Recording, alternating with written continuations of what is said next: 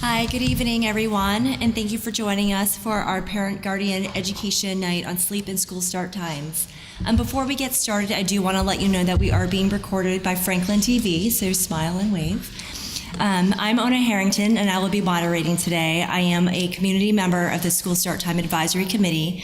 I also have 3 children in the Franklin Public Schools, 1 at each level at elementary, middle, and high school.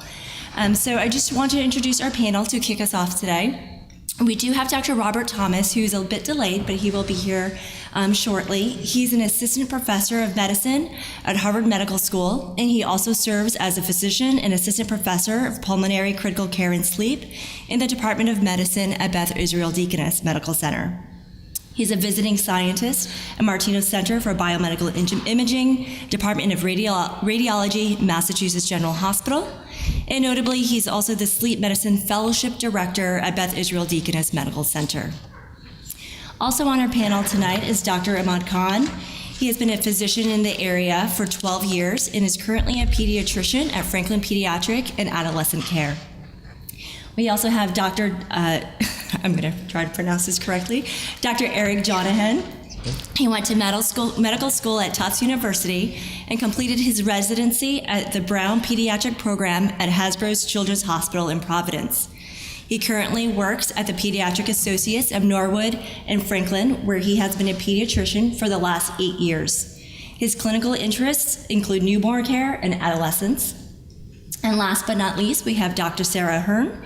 She's a superintendent of the Franklin Public Schools, serving the Franklin area since July of 2017. She's also our communication lead for the School Start Times Advisory Committee to the School Committee. So we're going to actually kick off with Dr. Hearn sharing a bit about the committee. Thank you. Thank you so much for being here tonight. Really appreciate your engagement with this committee and learning from us about the types of things that we're doing in order to study the prospect of adjusting start times here in Franklin as a result of what we have learned related to sleep and the research on sleep and its impact on adolescents. I'm going to fast forward through some of the introductory slides which set up what some of that research says so that Dr. Thomas can share that with you directly when he arrives. And talk a little bit more about the School Start Times Advisory Committee and the types of things that we've been working on for the past year.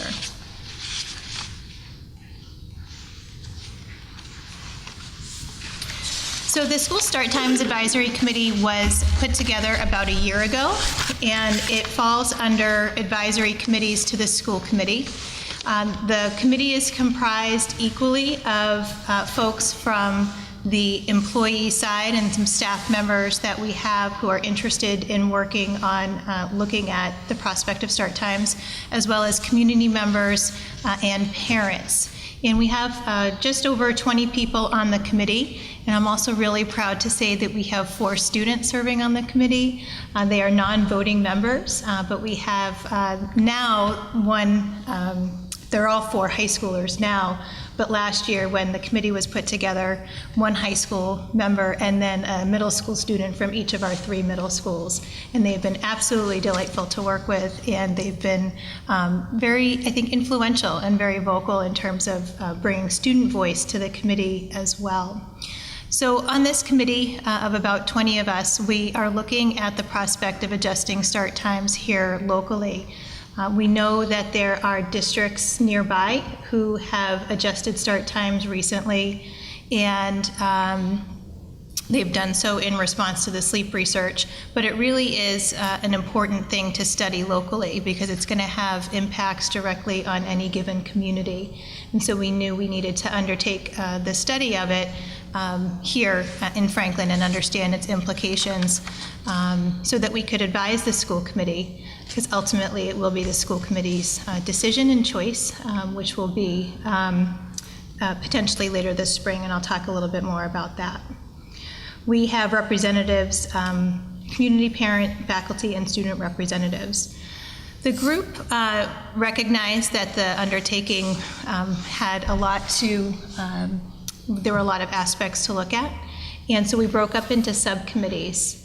We have a subcommittee that studied the research on sleep, And that's really where we started. We wanted to make sure that we grounded this work in what the research says about sleep in adolescents. And then we also have subcommittees looking at after-school implications as well as before-school implications to really understand the types of activities that families are engaging in at those times of day and what adjustments to start times might entail if there were to be changes. We are looking at traffic and transportation. I think a big conventional wisdom in this area is that transportation is going to be an issue, so we are making sure to look at traffic and transportation. Certainly, the start times and end times of our school day are going to impact the workday for our staff and employees, so we're taking into consideration the impact on our faculty and staff. And then we wanted to learn from other districts. So we have a subcommittee who is researching the activity in other districts and gaining some insight. We are now one of the communities that other districts are reaching out to, and I've had a number of conversations with members of other communities who are considering adjusting start times. Kind of around the state of Massachusetts, it is a very big conversation. The Middlesex group actually has committed as an entire group of districts to adjust start times. So you are going to, I think, hear and see many more districts moving towards an adjusted start time in order to support what the research is saying about kids and sleep. Recently, we surveyed parents and guardians, and we also surveyed our staff on how people were thinking and feeling about the prospect of adjusting start times. And in order to kind of effectively gather input from the community, we felt we needed to put out a couple of scenarios.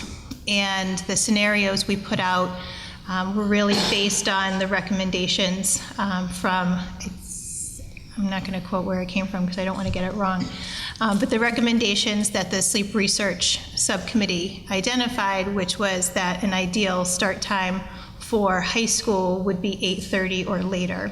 And this is in response to the rhythm of high schoolers changing and being delayed. And so we started with a start time of 8:30 or later for our high schoolers, and then created the scenarios based on what our transportation committee figured out would be ideal in terms of half an hour separating elementary, middle, and high school start times, and that's how we came up with those scenarios. Those are hypothetical scenarios. They were kind of our best foot forward to gather input from the community, but they're not set in stone. But they were, kind of grounded in research and recommendations. Our committee at this point in time is gathering we've gathered the feedback from those surveys, but we're analyzing them at this time and using that information to identify kind of what the major implications are and impacts that need to be considered, as well as putting forward a recommendation. Our plan at this point is to present to the school committee later this spring. It is scheduled at this time for a March 26th presentation at the regular school committee meeting. And should there be a recommendation, and there hasn't been a conclusion or a recommendation coming out of the committee yet, but should there be a need to vote, it would happen several weeks after that presentation, giving the school committee time to consider the report and presentation made by the start times recommendation group. And on the right, I just listed a handful of districts that are nearby who have adjusted their start times in response to sleep research. Sharon, Easton, and Canton, all of which are in the Hockomock League, which is our athletic league, have start times later than ours. And then nearby, Ashland and Holliston is moving. Ashland moved a couple years ago. Holliston is going to change next year. Burlington and Westboro as well, and there are actually many others across the state that have adjusted their start times.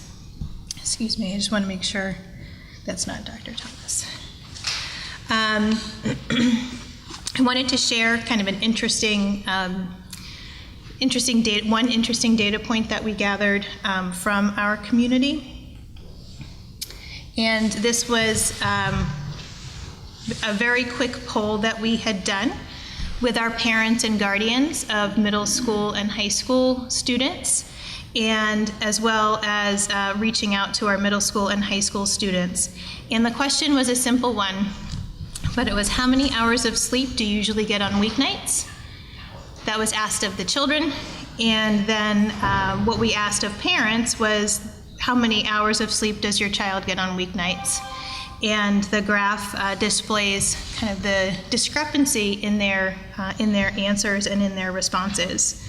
The middle school students are on the left-hand side, and it would be recommended, and I'll, I guess, leave this up to my fellow panelists, but I think the recommendation would be 8 or more hours. That's correct. 8 to 9 hours, which is one of the questions that we had asked.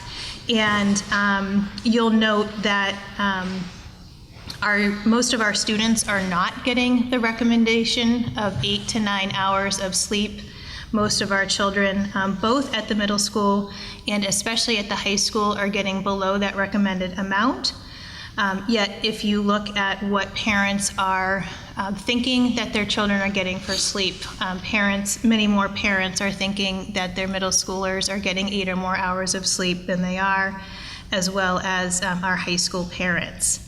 On the low end of sleep, we asked if you get 5 or less hours of sleep, and nearly 20% of our middle school students are saying they're getting less than 5 hours of sleep, 6 or less hours of sleep, and that number climbs dramatically to almost 30% of our high school students, yet a small fraction of our parents are reporting that their children are getting that level of sleep. This is data that we gathered this past fall. It's consistent with data that was reported by our students in the Metro West Youth Risk Behavior Survey, which is a survey that's taken every other year, and we'll actually have 2018 data come out this spring, but this is consistent with the reporting of sleep deprivation of our Franklin students. And it's also consistent with sleep reporting that has happened kind of on a broader basis, and so it's kind of repeated and has been replicated here within our own community in terms of this disparity. With that, I think I'm going to pause on the school start times process and maybe turn it over to Ms. Harrington or our panelists to share more from the pediatrician's perspective. All right, thank you. Before we turn it over to our pediatricians, I do want to make sure that you were able to get this piece of paper where there's some lines. So if you do have questions, if we have time at the end, we are able to collect this and answer as many questions as we can for the panel, whether it's against what Dr. Ahern just talked about or anything else that you might want to know from our other panelists. So Drs. Collin and Jonahan? Sure. Well, so I think, thank you for having us here. We really appreciate it. Happy to kind of share some of our thoughts. I mean, I think the impetus behind this is actually, and I think I just printed it out, but in 2014 there was a study, basically a blanket statement from the American Academy of Pediatrics, really strongly encouraging schools to be started later, just because of the research and the data that has kind of been compiled over the years to suggest that earlier start times can be detrimental to a lot of young kids' health. A list of things could include things like, increased risk for things like obesity, fatigue, tiredness throughout the day. That could obviously lead to other things like even car accidents and stuff like that with kids driving to school on their own, especially if they have to wake up like super early in the morning. Other things you can also imagine, anxiety, depression, which, unfortunately, I think Dr. Khan and I have been seeing a lot more of in the last couple of years.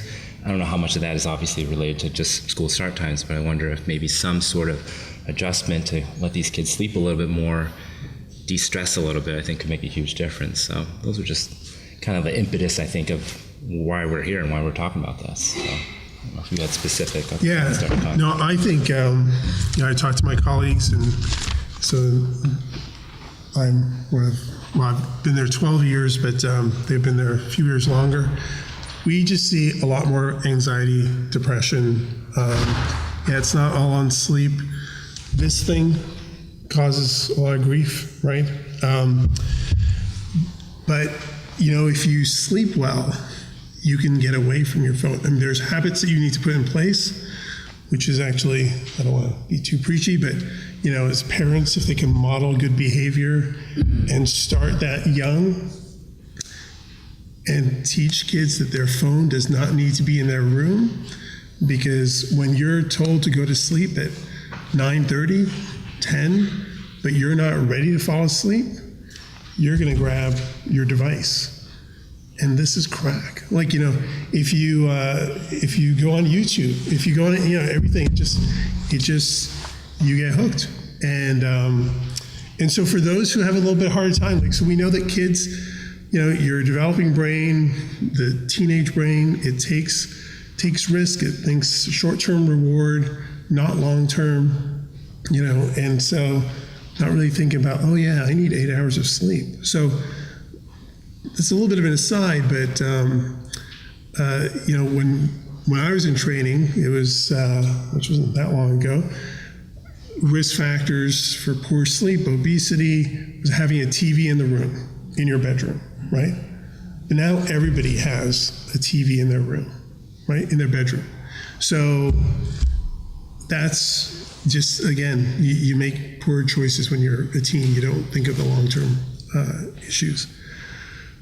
And I've got kids, I'm sure you have the same, where so we say, well, no, you need 8 hours of sleep, man, and you got to be up at 6:30. Take melatonin, or they're just taking melatonin so now they're taking the substance that our brain makes to help us cycle sleep, and then some of them, I'm really tired afterwards. For some kids, it sort of zonks them out, and they feel a little off the next morning. But so it's kind of kooky that we're telling them to, you need sleep, so try this, or they're just, they talk to their friends, and, melatonin is over the counter. It's not, it's not a prescription. So there's that. It's normal for kids to eat later, right? As teens, if you look at it, if you work, if you have sports or practice ends at 9, right? Well, you better eat after that. And so if you eat something after practice and then you're going to bed because you got to be up for 6 o'clock, then we get all the stomach issues, and we get adolescents having reflux, right? It's not just eating too late. There are other factors, because of course don't eat great as an adolescent. But so there is this little bit of a snowball effect. So that was one of the things. I grew up in Toronto. Our school started at 8:45. I used to be envious of my American cousins who got out at 2:30, but I'm actually happy it worked out that way. I came home at 11. It was not a big deal, Isn't it? Anyway, it would be nice if kids could go and work, come home, not feel their need to sort of sleep, because how many of us, you come home from work, it's really hard to just sort of shut off and go off to sleep. So we're just the kids that put pressure on themselves to study. And they're like, we get kids, I was up until 1, I'm doing AP this or honors, and there's a boatload of work, and they're also not that good at managing time, right? This is part of what you learn in high school. You learn how you learn, right? And so maybe you don't manage your time so well, and in that process, you're staying up until 12, 1, it's not even the phone issue. It's, kids who, they want to do well. So, and then, as I'm sure Dr. Thomas will talk about, their brains are scheduled to go to sleep at 11, right? And parents, we're scheduled to go to sleep at 10. So we're asleep. We don't know what our kids are doing. I have a 21-year-old and a 14-year-old, and so they have no idea when they're going to sleep. So anyway, that's kind of my thing. So if I could just encourage people to tell their child when they're 6, 7, 8, 9, and just train them then that their device doesn't go in their room. Because a teenager, oh, it's my alarm. Well, there's Amazon. For $10, you can buy an alarm, so there's always a way out. So, because it is, it's tough. It's tougher being a kid now than it was when, well, except for that guy. Then we were kids, because we've got stuff that's just calling us. So. I mean, I would add to that too, especially with the phones.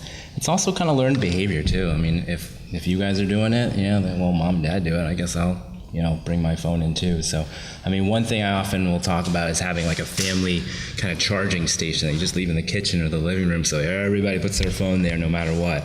I know it kind of stinks on our end, like, oh man, I gotta do this for my kid, but at the same time, you're teaching them good habits that I think could over time, just like Dr. Khan said, that thing is like crack, so. And then, I mean, the studies also kind of go to show, like, even just looking at a screen, and this is kind of where it goes back to, like, having a TV in the room, like the actual artificial light from the TV that it emits kind of, like, decreases the amount of melatonin that our actually body makes. So kind of what Dr. Khan was also saying, too. The research that kind of goes behind this is that they've studied melatonin levels, and like he was saying, kids are designed to go to bed at 11. That's only just because that's when their melatonin actually starts to kind of peak a little bit. And so by artificially giving something like melatonin because we need to go to bed at 9 or 10 o'clock is not going to be really helpful for these kiddos. So. And those Chromebooks, which is, I mean, I tell kids, don't be on a screen too much. As I'm sitting in front of a screen with my laptop, right? Charting, so, but anyway, the Chromebooks are really good. They've decreased the weight of the backpacks, which is key. It's another issue. Anyway, sorry. All right, thank you. So we did hear a bit about the technology piece of it. So if we actually take the technology piece aside, because a lot of times I think even for adults, we use it to kind of fill that time that we happen to be awake. So at what age does the circadian clock actually start to shift for these children? And so that they want to start, or their bodies are naturally going to go to sleep later? And when does it actually shift back? As we're looking at all the different changes and the impacts of these different age groups, can you talk to that a little bit? So I read this one thing. So early teens, whenever that's going to be, right? Middle school, high puberty. School, around puberty. So, but then usually 25 is when you start seeing it from what reading I had done in preparation for this. So it's, early adulthood, right? So if you think about it, that's how people get through college. I think, if you look at kids then, or young adults. And there's always, there'll always be some kids who just are always early risers, but I think hopefully Dr. Thomas will agree with that statement. Okay, great, thank you.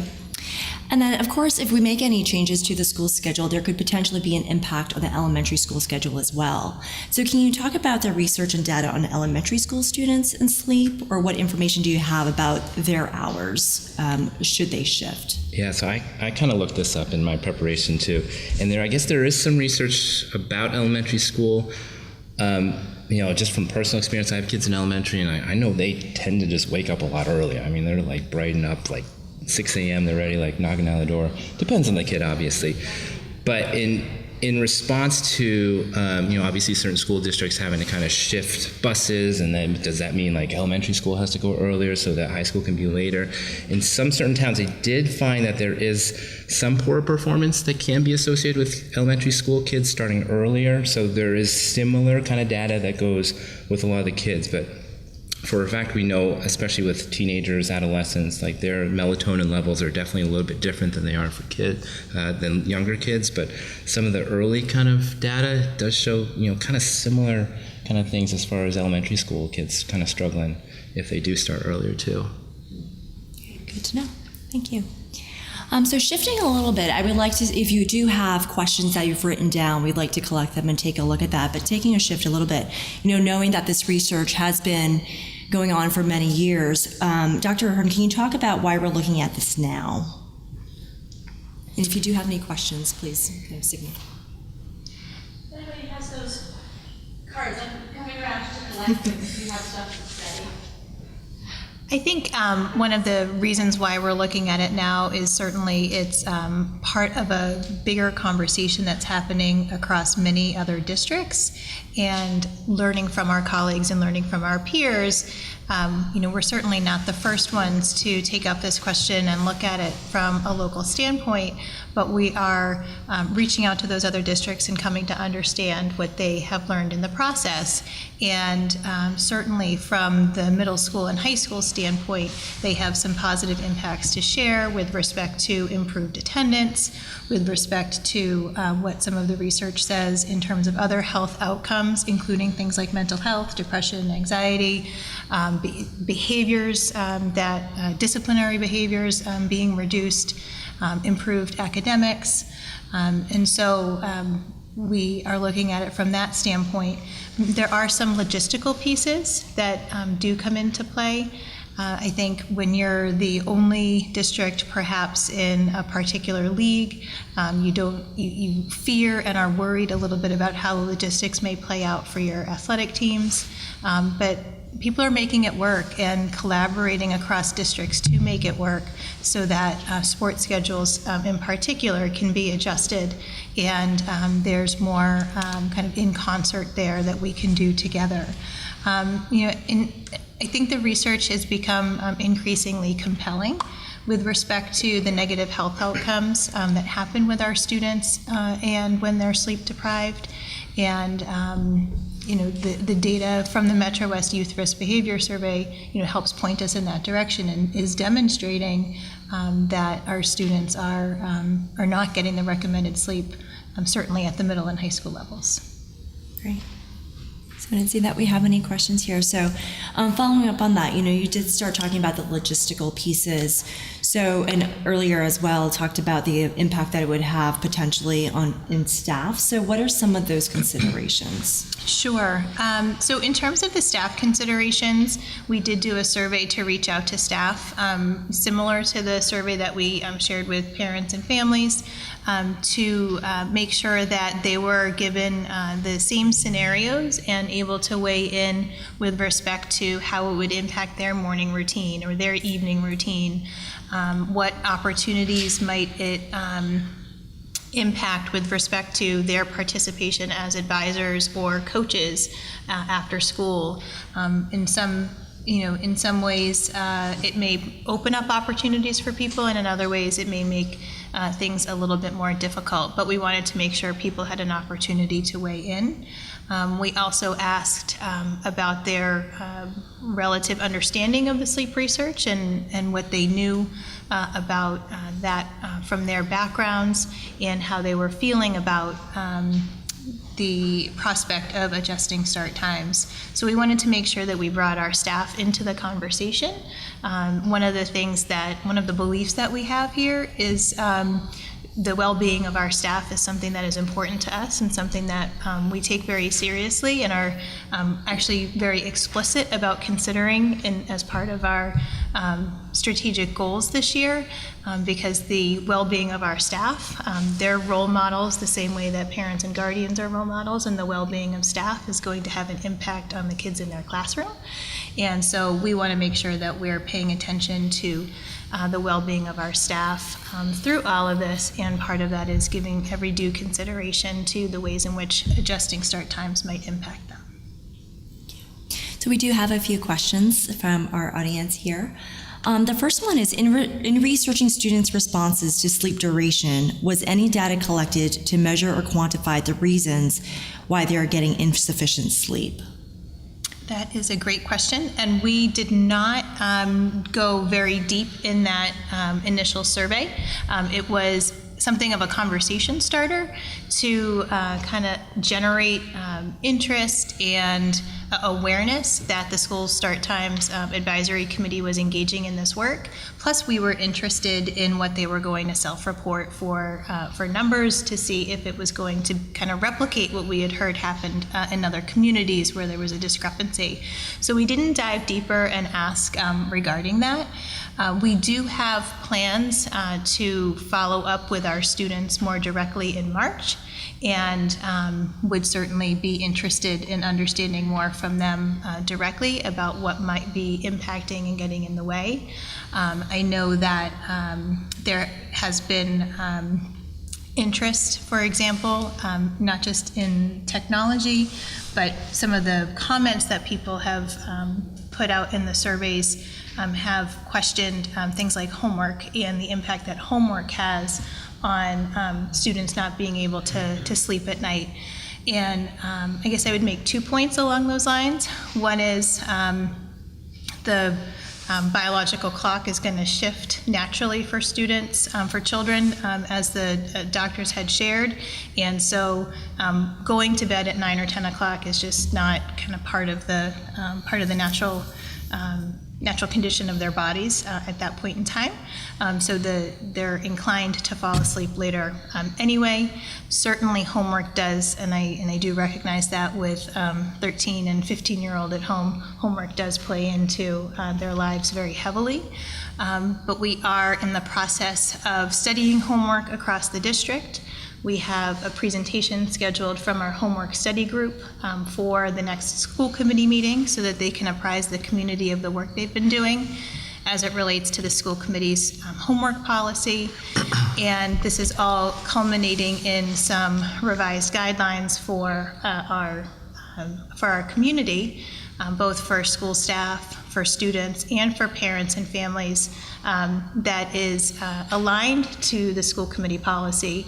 And the school committee policy is designed to make sure that homework is relevant, homework is meaningful, homework is manageable, recognizing that students lead busy lives, they need to have balance in their lives, they need to have time with their families, and really working hard to eliminate the idea of homework for homework's sake, but that it has a purpose and is predictable, so that students can better manage and juggle the multiple demands that they have on their time. So I think it's coming together so that homework can also be a piece, and our expectations around homework can also be a piece that help promote overall health for students and promote their well-being and healthy sleep schedules as well.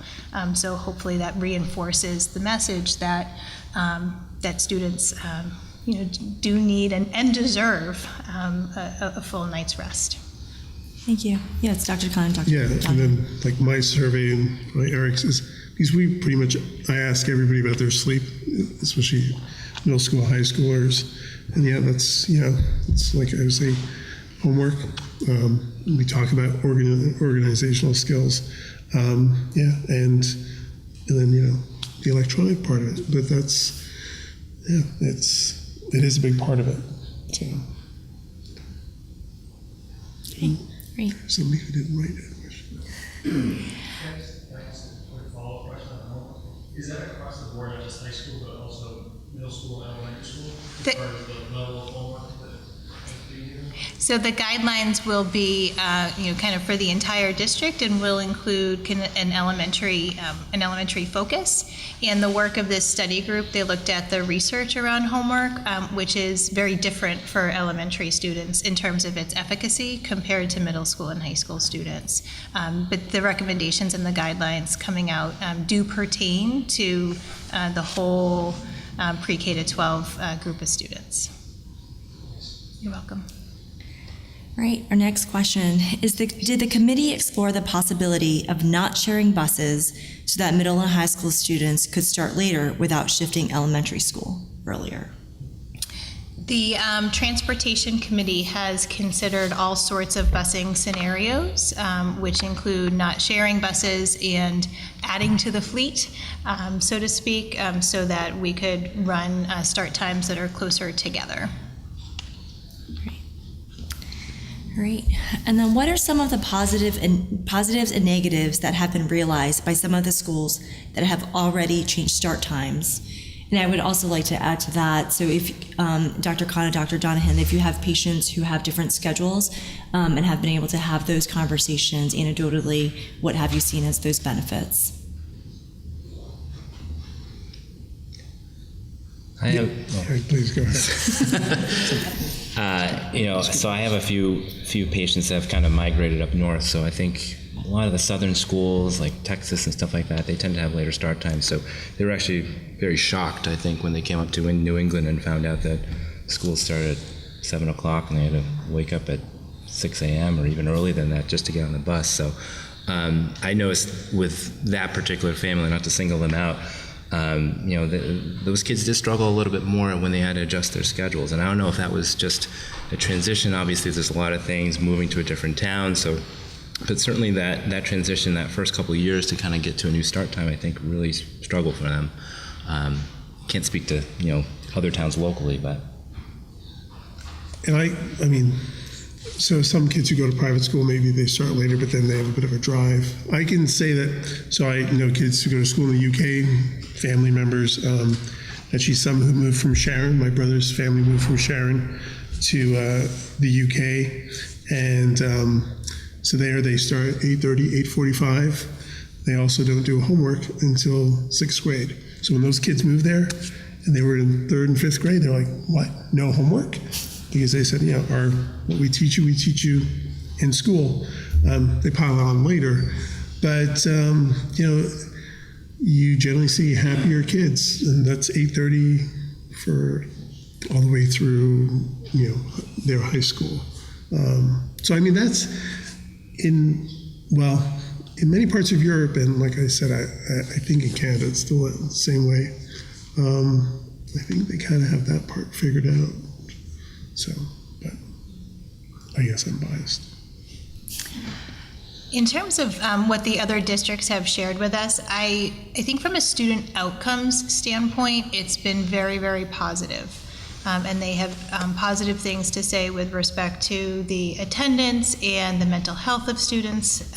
So that has been a very positive experience on their side. I think some of the lessons that we've learned from neighboring districts that have adjusted start times pertains more to the change process and recognizing that you're asking people to change their schedules, their habits, and that change is hard and sometimes scary. So I think some of the things that we've learned there is kind of to respect the process, to be deliberative, to be thoughtful, to understand what you're asking of members in the community, to communicate, to get out and have forums and engage with the community about it, make sure people are aware. We do have a website where we're sharing some materials for families so that people are kind of apprised of the things that are happening. And to give people time, so some of the communities that we're looking at, it felt that it was more difficult if they didn't give people enough time to kind of process what potential changes might be and plan for them. So that was probably the strongest area that we heard some cautions from our neighboring districts. But I think in general, in terms of student outcomes, people have been feeling very strongly like it's been a very positive change for the kids. Great, thank you. Right, and considering the towns in Massachusetts that have shifted their start times, how long did they research their communities before making the decision to change? I think it varied widely and really depended upon each community. Some communities have been studying it for years and haven't necessarily made any changes or any switches. And others might move very quickly. So it really, I think, varied widely depending upon the community. Many studied it, gave it a year, studied it for a year and gave it a year for kind of working out the logistics and figuring out how to implement. before moving forward with it. I think Ashland did that. I think Holliston did that. But again, there are some communities that studied it for longer and didn't make any changes. Okay, and that's a great lead into this last question, which is, if Franklin does decide to change start times, when are they anticipating to begin that change? So we went into this back in March of 2018 with the idea that we would study it for a year and then make a recommendation. The recommendation we haven't come to a conclusion about a recommendation. It could be to change, it could be to leave start times the same. So the committee hasn't come to an answer on that. But should there be a recommendation for change, the thinking was to allow a year for people to plan its implementation. Again, because we know that we're potentially asking people to change their habits and schedules and make different arrangements. Great.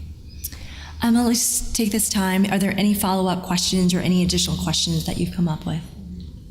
I'm just curious if there's been any other towns that I can see if the high school kids are starting later, then they're getting out of school an hour later, which is still going to push all of their activities and everything that they need to do between sports or work and homework to a later time. So are they really going to be getting more sleep with the change in time? Because the amount of stuff that they still have to do is the same. That's not changing. So I think I'd have to sort of defer to the research subcommittee on that, but I think that the sleep research subcommittee was researching some literature that shows that students, they're going to bed when they, it's not just prolonging everything necessarily till 2 o'clock in the morning. Again, we're trying to look at our homework policy, for example, and our homework guidelines to make that reasonable and relevant and meaningful for students. That's not to say, there are certainly kiddos who load up on 5 or 6 AP classes, and they do kind of end up with a workload that would be daunting for sure. But this is part of a larger conversation, a larger focus on students' social and emotional well-being. Homework is certainly part of it, and I think as adults, whether we're parents and guardians or as teachers and administrators, helping students juggle the multiple things and helping them to plan for their week, and the more we can do to help them and scaffold that for them, I think the better off. But we do need to kind of think about the whole child through all of this, because that isn't the intent. Can I add to that too? So, in some of the research, when they kind of implemented this AAP kind of guidelines, they did study some towns that did end up kind of shifting their start time a whole hour. And in those towns, they actually found out like the kids still go to bed at the same time. And they actually end up getting, as a result, like an extra half hour to 45 minutes of sleep every night. So despite, yes, the whole day shifts a little bit, I mean, they're also probably sitting around doing nothing right now and going to bed at like 11 o'clock anyways. Yeah, it just kind of leads up to a little bit. But yeah, in those specific towns where they did shift the time, actually bedtimes were pretty much about the same. It kind of fits their physiology more. Just to add to both of those, I'm the researcher, so I was Googling stuff during this. Just last month there was a study published. Apparently in Seattle, in the high schools, they shifted the start times across 18 high schools in Seattle, starting 55 minutes later, and the high school students reporting getting on average 34 minutes more of sleep per night. So it's all within that. Yeah, I mean, The Guardian, which is a British, and I think they cited that, there was a big article about the benefits of that shift. I mean, But I know it's there are a lot definitely... of things similar to that out there. Thank you. All right. We'll take one more question, and then Dr. Monica Linden has offered to walk through Dr. Thomas's slides. So we'll take one more question, and thank you for doing that as well. I'm curious, I'm not sure when you're talking about the younger kids and the older kids, lumping the middle school together, like 6, 7, 8, 9, 10, 11, 12? Or are we, like right now, start times, there's the elementary start time, and then there's the middle and older kids, and they actually get, I'm not sure if it's true at all 3 middle schools, but we're at Horace Mann, and those start times are actually the high school start times because they share buses. And I think it might just be our middle school because of the proximity to the high school. But so there's no gradual shift, I guess is what I'm saying, from elementary to middle to high school. It's like all of a sudden you're in elementary school, and then the next year you're on the bus with the high school kids, getting on the bus at the high school time so they can go to their school before you get dropped off at your school. And I'm wondering if it's going to be like that. The proposed scenarios have elementary on one start time, middle school on a separate start time, and high school on a different start time, but both middle and high school would be later, So they, okay. and the elementary would be earlier. Okay, but it wouldn't, is it still that middle school and high school are going to be sharing the same kind of resources so that middle school's? Not necessarily. And actually, the proposed scenario does not have them. It has them on their own buses. All right, thank you for your questions. We certainly can, okay, go ahead. Just a quick follow-up to that. So is there no way that we can just shift everybody 15 to 20 minutes? Like, because my kids sleep literally 12 to 13 hours a night. I have a 10-year-old and a 6-year-old, and they're not going to be able to get up to be at school at 7:45. I already know that. Not even 8 o'clock. Like, we're rushing to school at 8:30 now. So, and of course, you guys know the evidence that kids at that age group need more sleep than the older kids. So I'm just so confused as to why younger kids need more sleep. I understand how you're saying older kids need they go to bed later. But again, I can't make the numbers work. My kids are going to bed at 8, getting up at 8. I can't.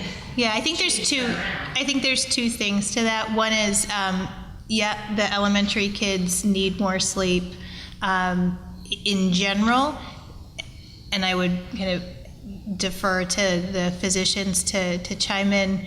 But in general, my understanding is that their biological clock will naturally wake them up earlier, in general. So that's one component that the committee has considered with respect to the elementary schedules.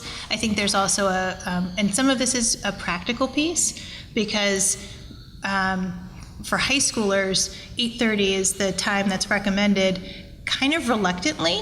I think ideally it would be even later, given how much time that sleep shifts. So there's a practical component, which is that we're not going to start school at 10 o'clock in the morning.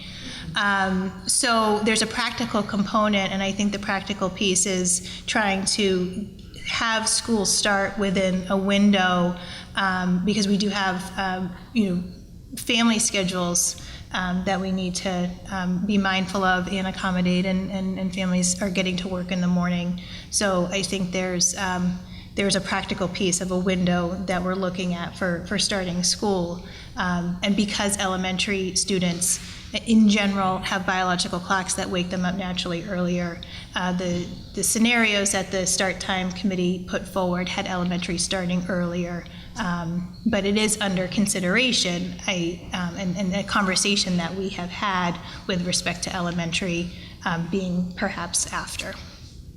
And early school age is closer to 10 to 11 hours, right? So if those kids are going to sleep around 8 on average, so that's the average, again.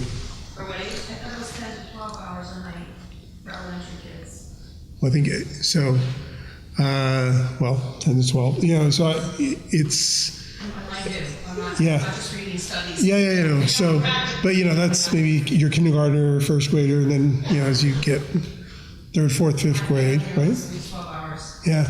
Well, we have outliers. I mean, we get kids who say, "Well, I can just do it 6." We know they don't. 6 doesn't cut it. All right.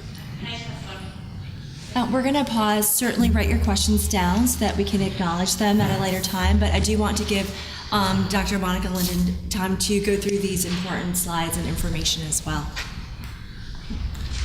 So if you don't mind with just a brief intro. Okay, so my name is Monica Linden.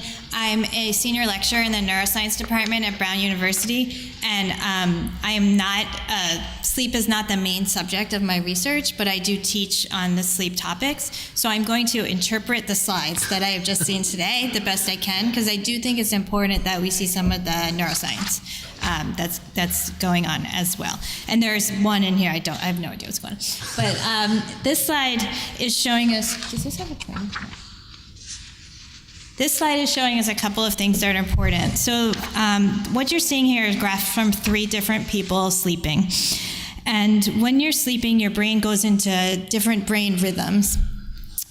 You can think of them as like musical notes kind of rhythms, different frequencies of your brain activity.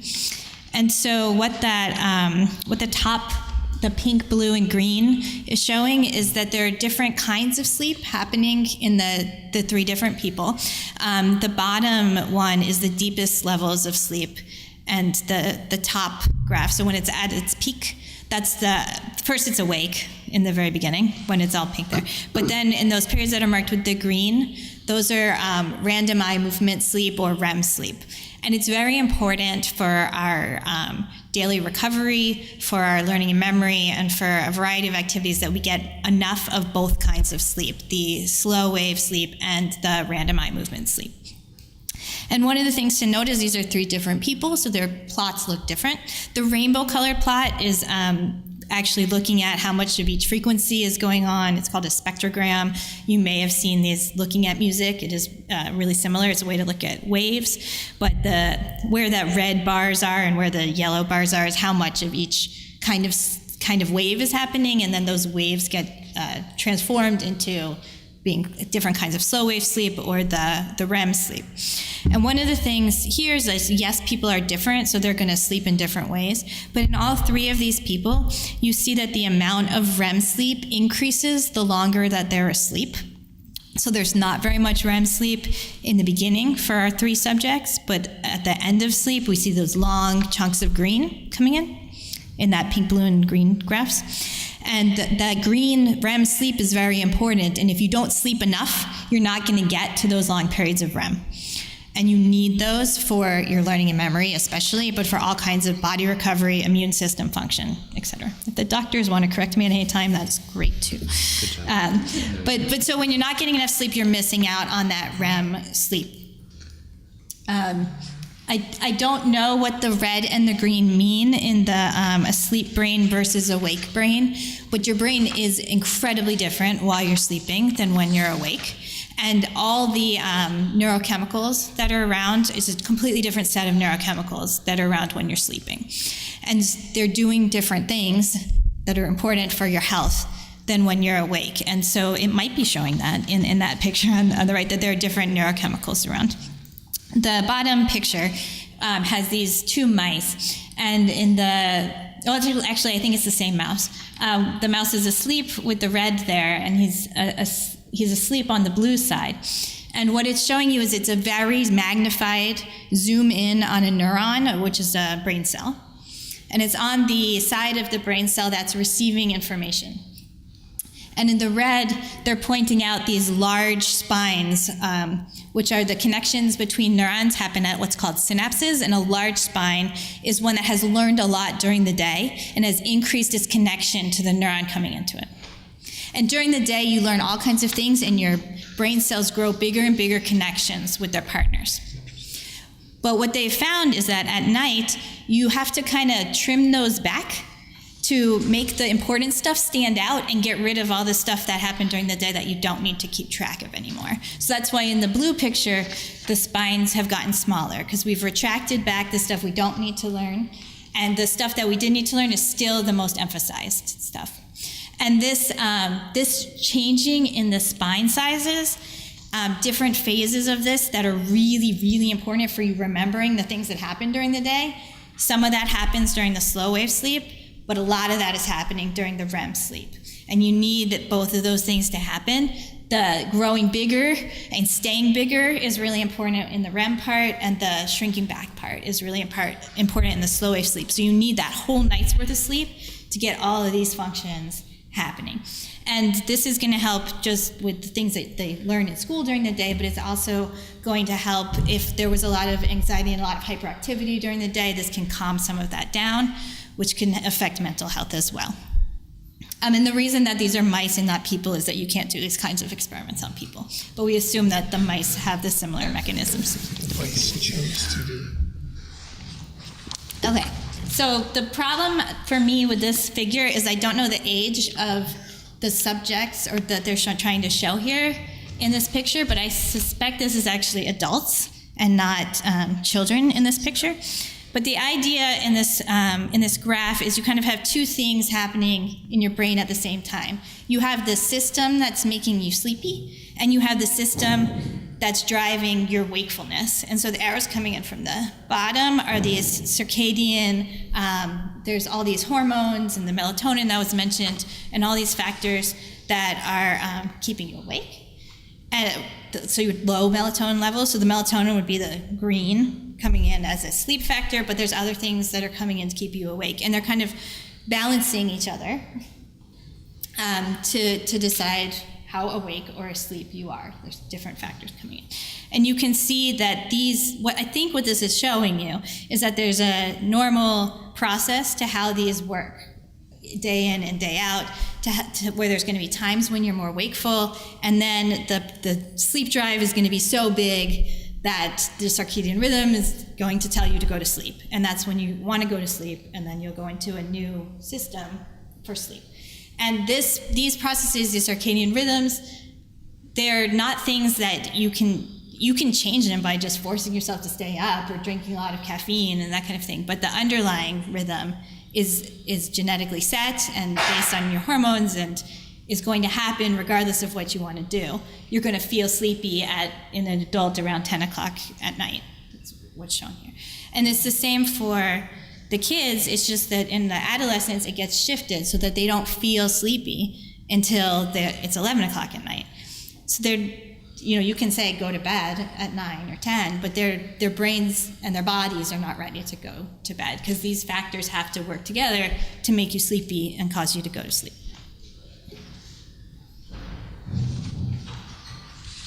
And this one, I don't really know what's going on.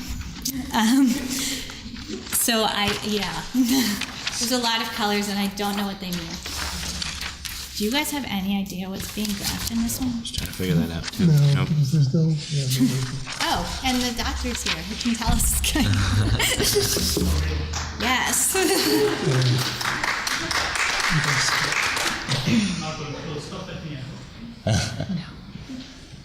No, that's all right. Thank you very much. All right, we'll just give Dr. Thomas a moment.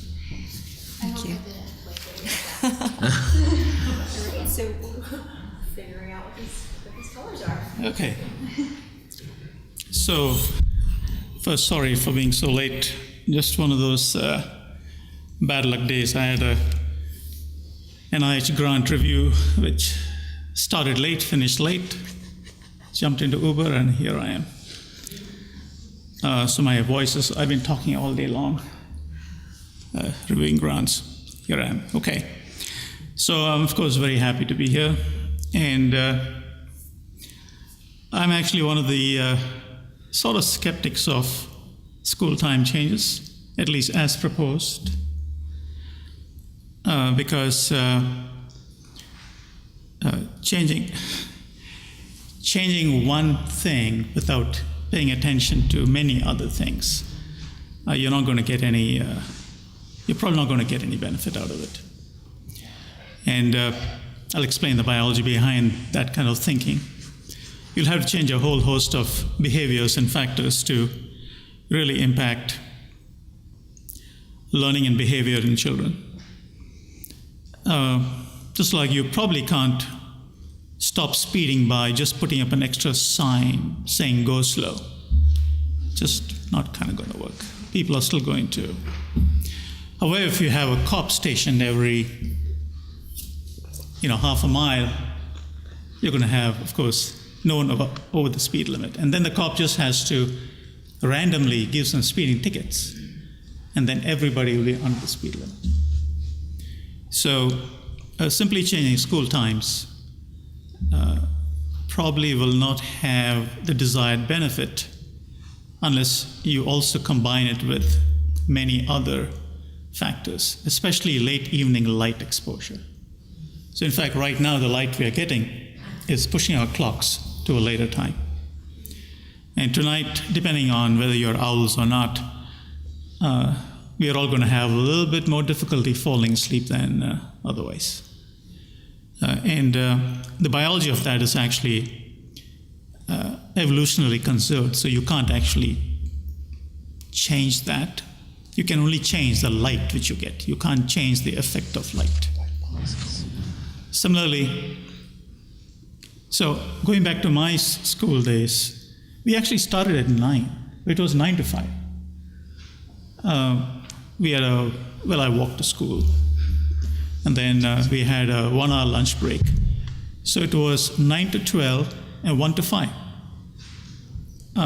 So the question of waking up early, we woke up early to do some homework maybe, but we really didn't lose time.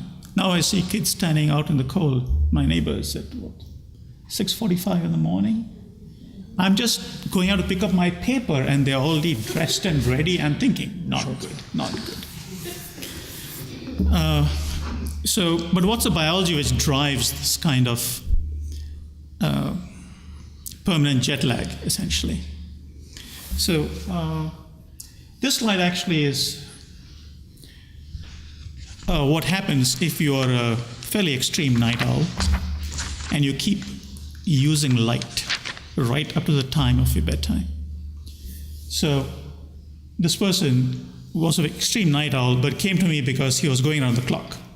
So every day he slept later, his 16-year-old slept later and later and later and later and later, literally went around the clock. So he had this tendency to late sleep, but the lights are on and he's doing stuff right until the very last second before, for whatever reason, he decides it's now time to go to sleep. Maybe he's just crashing, falling over, and then he falls asleep almost immediately. So there is no dusk. He has day and he has night. And when you have late evening light exposure, it will shift our clocks out. There is no way to escape that. So although he's an extreme night owl, he is essentially going around the clock later, and with a kind of jump back later, because he's keeping the lights bright and is totally active right until 10 o'clock, 11 o'clock, 12 o'clock, 1 o'clock, 2 o'clock. And this is actually not unusual behavior. Of course, then you go to sleep at whatever time, then you're forced to wake up at a pre-designated time. I'm currently working with a 16-year-old who was in a boarding school, and 3 strikes and you're out. That's a rule. You miss 3 classes, you're out. So he goes to bed around 3, 4 in the morning, and at 6 up, goes to class, falls asleep. And he'd rather fall asleep in class, so technically he has attended class. And of course he's doing badly and so on. And that prevents him from getting discharged from school. While if he just slept in, it would be counted as a strike. I think you'll all agree that's really not the brightest way to think about it. If that same kid had a seizure in class, there'll be all kinds of sympathy. They'll be like, oh, poor kid, had a seizure, a little twitch, too bad. Well, if you fall asleep, you are threatened with expulsion. The biology of light and dark is so strong that any really, for practical purposes, any light you get after 8 o'clock is counterproductive. So if you keep a light diary for yourself, you'll realize how much extra light you get after 8 o'clock. Why do I say 8? If I say 7:59, I'll get this weird look. What do you mean 7 o'clock? I mean, that 7 is totally unacceptable to patients anyway, and probably to people. But 8 o'clock sounds kind of reasonable. So all the light we get, all of us, after 8 as a working time is counterproductive. We lose our dusk and we just get shifted. And we are surrounded by light. television, screens, phones, you name it. So there's a tremendous biological push to push us all later and later. Naturalistic sleep had a much wider dark zone. I mean, just look at the outside, of course. Here we have excessive dark in winter, but even if you take the tropics, I mean, you have a pretty wide dark zone. And with the invention of light, the dark zone has got more and more compressed. So our biological night actually is, well, we are deficient in our biological night as humans, because we simply have more light exposure around the clock.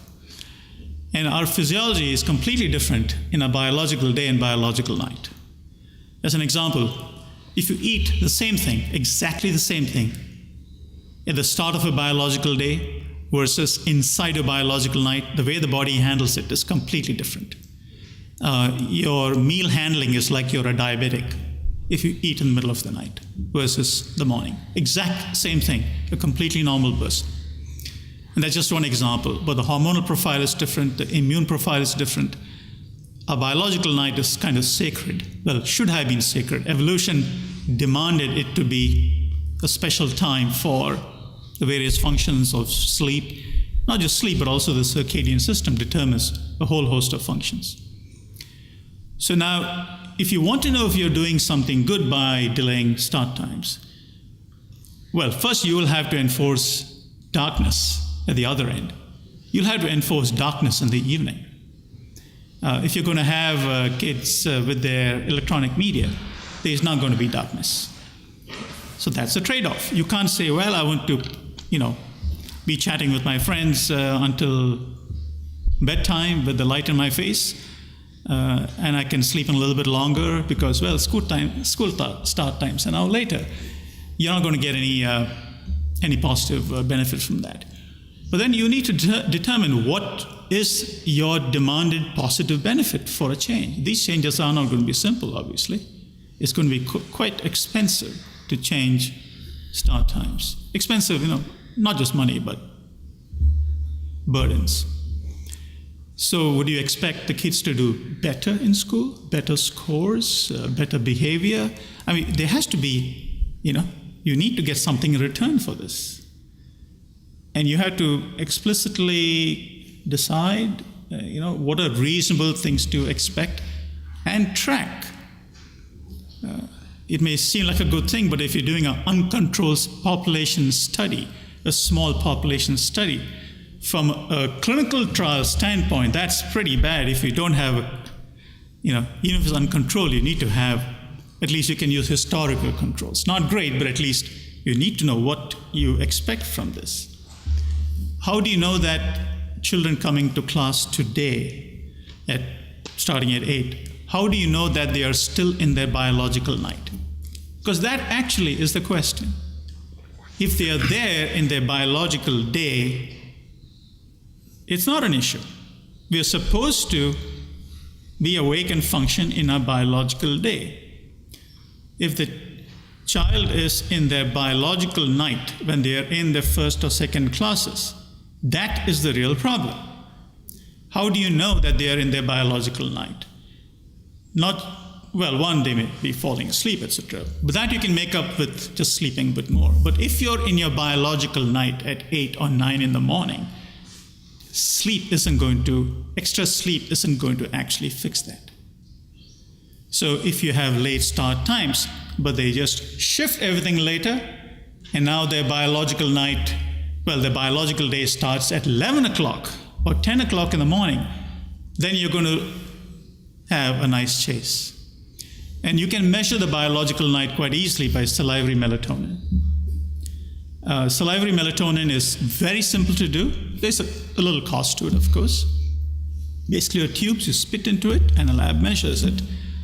It should be nearly undetectable in the biological day. So if your kid has elevated salivary melatonin at 9 in the morning, that's still the biological night. So if your if you're going to make changes, such as changing school start times, you really want some objective data that you're doing some biological good to these children, and you have certain expectations of if this happens, then this should happen.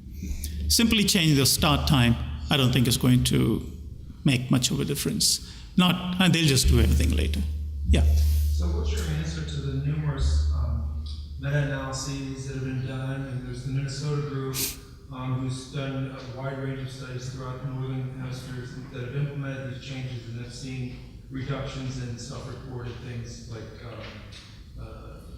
depression, anxiety, and there was also some improvement with respect to driving performance, and the number of accidents seemed to reduce. There seems to be, albeit a correlational, but it's at the population level, and I think there's an entire branch of science called epidemiology that implies causation from causality, from correlation. And how do you answer these studies that have been done, meta-analyses, large school districts that have seen definitive results from changing start time? With large enough samples, you can show statistically significant differences, which may or may not have much biological meaning for the individual. Plus, sleeping in a bit more, certainly helps. But the issue is less about sleep itself, in my opinion, but proper alignment of sleep and circadian rhythms, and then, of course, aligning that to your desired biological day functioning. So to get a best result, you will have to have good light hygiene, good sleep hygiene, and appropriate enforcement of the biological night in the local night, and not have the biological night in the local biological day. Forget kids, even adults. If you had to get up at 4 in the morning or 5 in the morning to miss the worst of the traffic, you're almost certainly waking up before your biological night is done. Somewhere along your road, you kind of wake up. There are, of course, a lot of protections in place for adults. Your fellow roadsters honking at you and so on. But it is a problem. When I started my sleep medicine training in 1996, I rarely had to lecture patients about too much of early morning commutes. Like, it was there, but not so common. Now it's universal. It is amazing how early people had to wake up just to miss the traffic. And they're good people, right? They show up early for work and then they hang around, just to escape the traffic. So they go home, life doesn't really settle down until 10, 10:30. They won't fall asleep before 11, 11:30, and they're up at 5. And the weekends, of course, you get some catch-up. So this social jet lag, much of the social jet lag data, which is basically the difference in your mid-sleep point, off days, on days, comes from internet-based analysis by Till Ronneberg in Germany. He kind of coined this term of social jet lag. But it's focused really on adults. But children have social jet lag all the time. On the weekends, sleeping late. My nephew, when he was younger, waking up at 12 noon on weekends was like normal for him. And then he would plonk in front of the television and go on. While on the weekday, he had to be up certainly by 6:30. And that's a tremendous amount of jet lag. So I think a comprehensive package is better than this one single thing. And light hygiene, all of us need it, not just kids. There's a tremendous amount of excessive light. And this is, there's a concern at the industrial level, hospital, manufacturing, sports, everything. Light and dark manipulation for better health is going to be something quite substantial as the whole rhythm biology science comes closer to us. 2 years ago, it was a Nobel Prize. 2017 was a Nobel Prize for the discovery of genetics of circadian rhythms. That is the first kind of legitimizing moment, perhaps. The circadian science is very strong, but clinical translation is almost zero. So by school start time change, you actually are implementing circadian science. You may think you're doing sleep, but it's actually as much circadian science as sleep science. It'll be a great thing if you can do it, but you just have to watch out for light at the other end. Otherwise, everything will simply shift later. It's great information. Thank you so much for sharing this. And I think, Dr. Thomas really summed up a lot of the different conversations we've had with the technology, the light, even looking at the homework policies, and really trying to look at everything holistically so the school start time is one piece of that really large puzzle to be able to support the children in our community. So if anybody else has additional questions, please make sure that you fill out those forms. We'll collect them and make sure that they are answered. Make sure your email address is on there. But we do appreciate everybody's time. So if you have any closing remarks, we'd love to hear it. Nothing specific? Watch out for your phones. Put them away. Devices. Put them away. Train them young. I'll just conclude by thanking everybody for coming tonight. We really do appreciate your engagement on this issue and learning together from our panelists so that we can better understand the prospect of adjusting start times. And thank you. Thank you. Thank you so much for being here. This program was made possible by your Franklin friends and neighbors, good folks just like you. Thanks for supporting Franklin TV. And thanks for watching.